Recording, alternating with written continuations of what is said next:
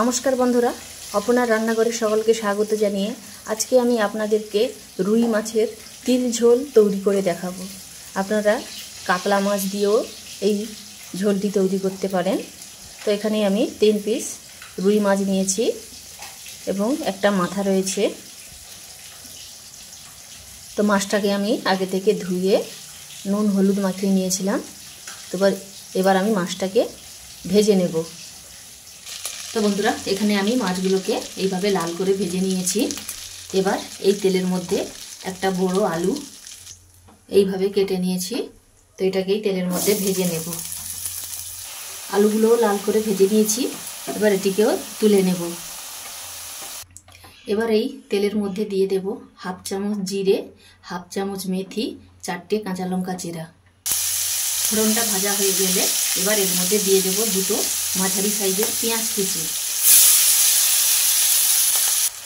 পেঁয়াজটা তেলের মধ্যে ভেজে নেবার পর এবার এর মধ্যে দিয়ে দেব একটা মাঝারি সাইজের টমেটো ও অল্প একটু আদা বাটা।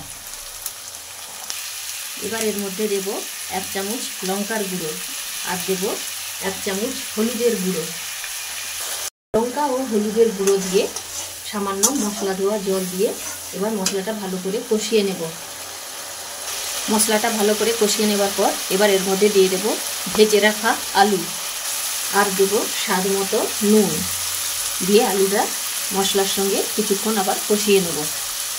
তো আলুটা কিছুক্ষণ মশলার সঙ্গে কষিয়ে নেবার পর একটা বাটির মধ্যে আমি 2 চামচ সাদা তিল বেটে মিশিয়ে নিয়েছিলাম। তো এই জলটা এবার এর মধ্যে দিয়ে দেব।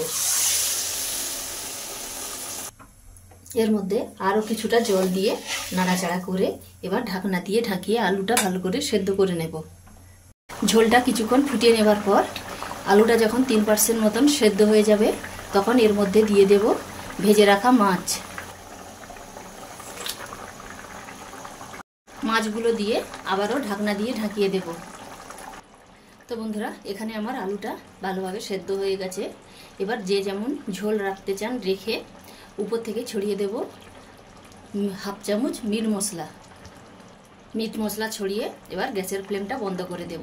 তো তৈরি হয়ে গেল আমার রুই মাছের তিল ঝোল। খুবই সুন্দর খেতে হয় এই রেসিপিটি। আপনারাও একবার বাড়িতে বানিয়ে দেখুন, অবশ্যই সকলের খুব ভালো লাগবে। আর কেমন হলো কমেন্ট করে অবশ্যই জানাবেন। সেই সঙ্গে এইরকমই সব সুস্বাদু রেসিপি পেতে আমার এই চ্যানেলটিকে ফলো ও সাবস্ক্রাইব করে আমার পাশে থাকবেন। তো বন্ধুরা, আজকে এই পর্যন্ত। পরের দিন আবার নতুন কোনো রেসিপি নিয়ে চলে আসবো। সকলে ভালো থাকবেন। ধন্যবাদ।